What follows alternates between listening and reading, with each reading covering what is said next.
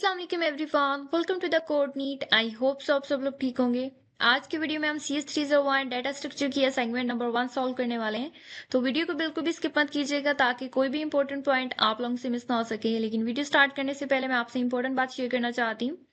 हमारे कोर्नी चैनल पर जाके विजिट कर लें। व्यू की जितनी भी लेटेस्ट अपडेट्स होती हैं वो टाइमली आप शेयर की जाती हैं। इसके अलावा ISL 202 पार्ट 301 की एक्सप्लेनेशन की वीडियोस और साथ ही साथ उनके MCQs की वीडियोस पास्ट पेपर से बनाई गई हैं। हमारे चैनल पर CS101, CS304 एंड CS403 की एक्सप्लेनेशन सीरीज भी अवेलेबल हैं। हम LMS हैंडलिंग सर्विसेज भी प्रोवाइड करते हैं, तो अगर आपको अपने LMS असाइनमेंट से रिलेटेड कोई भी हेल्प चाहिए हो तो आप हमसे कॉन्टैक्ट कर सकते हैं। और हाँ, अगर आप इंग्लिश कोर्स या वेब डेवलपमेंट कोर्स करना चाहते हैं तो मैं आपको ग्रुप का लिंक डिस्क्रिप्शन में दे दूंगी, आप वहां से ज्वाइन कर सकते हैं।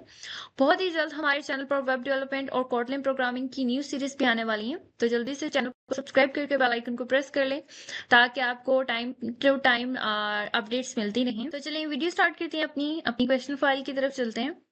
जो आपकी असाइनमेंट है ना वो 20 मार्क्स की है और जो लास्ट डेट है वो 4 नवंबर है। आपने लास्ट डेट तक वेट नहीं करना, आपने उससे पहले ही अपनी असाइनमेंट सबमिट कर देनी है, ठीक है। यहाँ पर इंस्ट्रक्शंस दी गई हैं, ये देख लेते हैं। तो सबसे पहले अगर आप ड्यू डेट के बाद सबमिट करते हो या फिर आपका कोड जो सा है वो कंपाइल नहीं होता या फिर फाइल करप्टेड होती है तो आपको 0 मार्क्स मिलेंगे। एंड सेकेंड, आपकी .cpp फाइल जो सी आपने वही अपलोड करनी है। आप कोई और फॉर्मेट अपलोड करेंगे तब भी आपको 0 मार्क्स मिलेंगे। और हाँ, आपने कॉपी पेस्ट नहीं करनी है वरना आपकी असाइनमेंट रिजेक्ट हो जाएगी। एक और इम्पोर्टेंट पॉइंट है कि जो आपका स्टैक है ना, स्टैक आपने एरे या STL से इम्प्लीमेंट नहीं करना है, आपने सिर्फ लिंक्ड लिस्ट यूज करनी है। जब आपका कोड कंप्लीट हो जाएगा ना तो सिर्फ एक ही फाइल अपलोड करनी है आपने, कौन सी, असाइनमेंट 1 टेम्पलेट।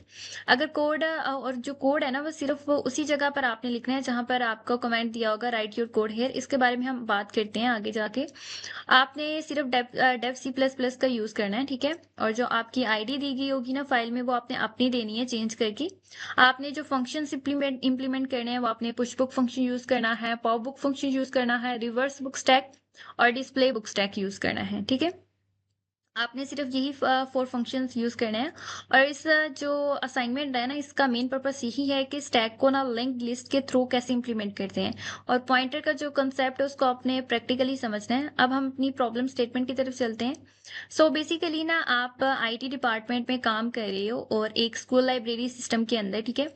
यहाँ आपको ना रिटर्न बुक का एक रिकॉर्ड मैनेज करना है यूजिंग स्टैक। लेकिन जो स्टैक है ना वो लिंक लिस्ट के थ्रू इंप्लीमेंट करेंगे, एरे यूज नहीं करेंगे। अब यहाँ पर एक रियल लाइफ सिनेरियो दिया गया कि लाइक जब लाइब्रेरी में स्टूडेंट्स बुक्स रिटर्न करते हैं ना तो उन बुक्स को का एक स्टैक बनता जाता है। मतलब जो बुक सबसे पहले लास्ट में रिटर्न होती है ना वो सबसे पहले ऊपर होती हैं।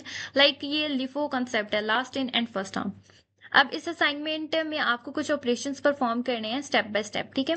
सबसे पहले क्या करना है, सबसे पहले हमें 5 बुक्स पुश करेंगे स्टैक में, बुक A से लेकर बुक E तक, ठीक है। ये बेसिकली हमारा इनिशियल स्टैक होगा। फिर हम इस स्टैक को डिस्प्ले करेंगे ताकि देख सकेंगे कि कौन कौन सी बुक अभी काउंटर पर है, ठीक है। स्टेप 2 है कि अब हम क्या करेंगे, बुक्स को रीशेल्फ यानी बुक जो हमारी बुक्स है ना वापस शेल्फ में कैसे रखना है। लेकिन यहाँ पर एक इंटरेस्टिंग पॉइंट आता है कि बुक्स कितनी पॉप करनी है। ये आपके ना स्टूडेंट आईडी के लास्ट डिजिट पर डिपेंड करता है, ठीक है। मीन्स कि अगर आपका लास्ट डिजिट 5 से छोटा है ना या फिर उसके इक्वल है तो क्या होगा, 2 बुक्स पॉप करेंगी, 2 बुक्स रीशेल्फ होंगी। और अगर आपका जो लास्ट डिजिट है ना आईडी का वो 5 से ज्यादा है, उससे बड़ा है, तो क्या होगा, 3 बुक्स रीशेल्फ होंगी। इसका मतलब है कि अगर आपका आईडी एंड होता है 7 पर तो सिस्टम ऑटोमेटिकली 3 बुक्स पॉप करेगा। जब बुक्स पॉप हो जाएंगी तो हम अपडेटेड स्टैक को फिर डिस्प्ले करेंगे ताकि पता चले कि अब काउंटर पर कौन सी बुक बची हुई है, ठीक है। स्टेप 3 है कि आपको बची हुई बुक्स का ऑर्डर रिवर्स करना है। मतलब जो बुक्स बॉटम में थी ना वो टॉप पे आ जाएंगी। बेसिकली लिंक लिस्टेड ना रिवर्सल का कॉन्सेप्ट है जिसमें हम पॉइंटर्स के थ्रू पूरा स्टैक रिवर्स करेंगे और उसके बाद हम रिवर्स स्टैक को डिस्प्ले करेंगे। स्टेप 4 है कि लास्ट स्टेप में हम फाइनल जो स्टैक डिस्प्ले करेंगे ना, यानी वो बुक्स जो अभी काउंटर पर रह गई है ना आफ्टर पॉप और रिवर्स ऑपरेशंस, वो वाली। तो ये था पूरा प्रोसेस जो आपको अपनी असाइनमेंट में इम्प्लीमेंट करना है। तो आपने 4 फंक्शंस इम्प्लीमेंट करने हैं, याद रखना है आपने, push book function, pop book, reverse book stack and display book stack, ठीक है। और एक और इम्पोर्टेंट बात, आपने कोड जो सा ना वो अपना सिर्फ डेव सी प्लस प्लस में लिखना है किसी, और जो आपको फाइल दी गई है ना, जब आप क्वेश्चन फाइल अपना एलएमएस से डाउनलोड करते हैं, साथ में एक डॉट सीपीपी फाइल दी गई है, आपने उसी में कोड को चेंज करना है और अपनी आईडी भी। अभी हम देखते हैं उस फाइल को, तो चलते हैं अपनी कोड फाइल की तरफ। सो ये है कोड फाइल, ये आपने एलएमएस से डाउनलोड कर लेनी है, ठीक है। आपको यहाँ पर कुछ चीजें ऑलरेडी लिखी गई हैं, जैसे कि क्लास का structure, node, stack class, etcetera.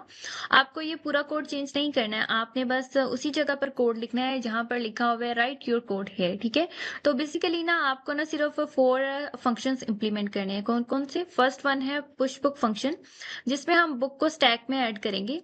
Second pop book function, जिसमें हम क्या करेंगे, बुक को रिमूव करेंगे।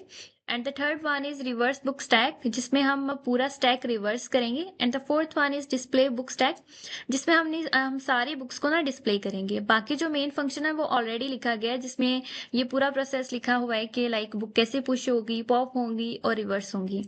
तो और इम्पोर्टेंट बात ना, आपने यहाँ पर जो है ना अपनी एलएमएस आईडी देनी है। आप अगर अपनी एलएमएस आईडी यहाँ पर चेंज नहीं करेंगे तो आपके मार्क्स डिटेक्ट हो जाएंगे। तो आपने ये मस्ट चेंज करनी है, ठीक है, और अपनी एलएमएस आईडी देनी है। सो अब हम अपने सोल्यूशन की तरफ चलते हैं।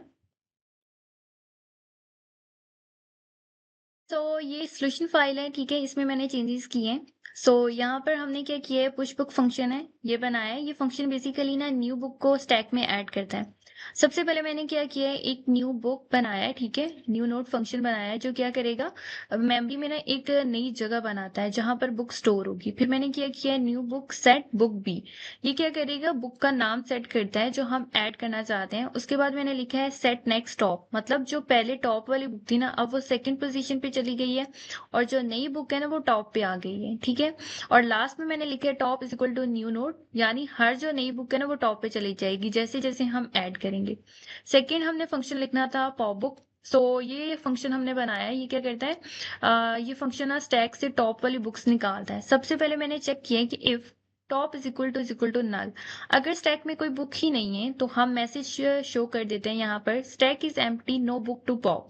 अगर स्टैक में बुक है तो मैंने एक पॉइंटर, टेम्परेरी पॉइंटर लिया है, temp is equal to top, ये करंट टॉप बुक को होल्ड करता है। फिर मैंने क्या किया है, फिर मैंने लिखा है पॉप बुक, ये लाइन क्या करती है, ये लाइन टॉप बुक का नाम सेव कर लेती है। उसके बाद लिखा है टॉप गेट नेक्स्ट, मतलब अब नेक्स्ट जो बुक है ना वो टॉप बन गई है। और लास्ट में मैंने क्या किया, डिलीट टेम, इससे जो पुरानी टॉप थी ना वो मेमोरी से डिलीट हो गई है। ये फंक्शन ना टॉप से बुक को निकालता है और क्या कहता है, स्टैक को अपडेट करता है। थर्ड फंक्शन था रिवर्स बुक स्टैक, ठीक है, ये ना थोड़ा इंटरेस्टिंग पार्ट है। ये फंक्शन स्टैक का ऑर्डर रिवर्स करता है।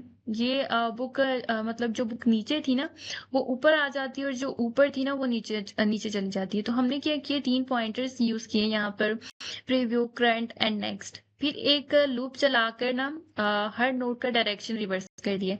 जब लूप खत्म होता है ना तो top is equal to prev, मतलब अब टॉप पॉइंटर लास्ट नोड पर चला जाएगा और स्टैक का जो स्टैक का ऑर्डर है ना वो बिल्कुल उल्टा हो गया। फिर हमने मैसेज यहाँ पर प्रिंट करा दिया, स्टैक रिवर्स्ड सक्सेसफुली, ठीक है। अब पूरा स्टैक क्या हो गया, वो रिवर्स हो गया। लास्ट फंक्शन हमने क्या करना है, हमने लिखना था डिस्प्ले बुक स्टैक। तो ये फंक्शन स्टैक में जितनी भी बुक्स होती है ना उन सबको शो करता है। सबसे पहले चेक करता है कि अगर स्टैक एम्प्टी है तो प्रिंट करा देगा स्टैक इज एम्प्टी। अगर बुक्स हैं हमारी इस फंक्शन के अंदर तो क्या करेगा, एक व्हाइल लूप चलाकर हर बुक का नाम प्रिंट कर देता है टॉप से बॉटम तक, ठीक है। ये फंक्शन बस हमें बताता है कि स्टैक में अब कौन कौन सी बुक्स हैं और किस ऑर्डर में हैं। अब नेक्स्ट लास्ट में मेन फंक्शन आता है जहां से हमारा प्रोग्राम स्टार्ट होता है। सबसे पहले हम यहाँ पर ना अपना एलएमएस आईडी लिखते हैं।